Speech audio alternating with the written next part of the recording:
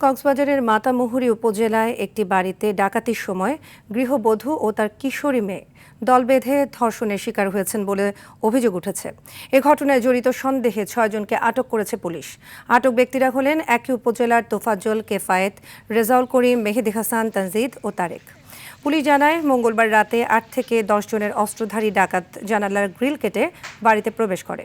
এ সময় ডাকাতরা নগদ ৫০,০০০ টাকা সহ স্বর্ণালংকার লুট করে। এক পর্যায়ে গৃহবধূ ও কিশোরী মেয়েকে দলবদ্ধভাবে ধর্ষণ করা হয়। এ ঘটনার পরপরই পুলিশ ও স্থানীয়রা এলাকা ঘিরে ফেলে অভিযান চালিয়ে ৬ জনকে আটক করে। চকরিয়া সার্কেলের সহকারী পুলিশ সুপার অভিজিৎ দাস বলেন, ঘটনার পরপরই ৬ জনকে আটক করে জিজ্ঞাসাবাদ করা হচ্ছে।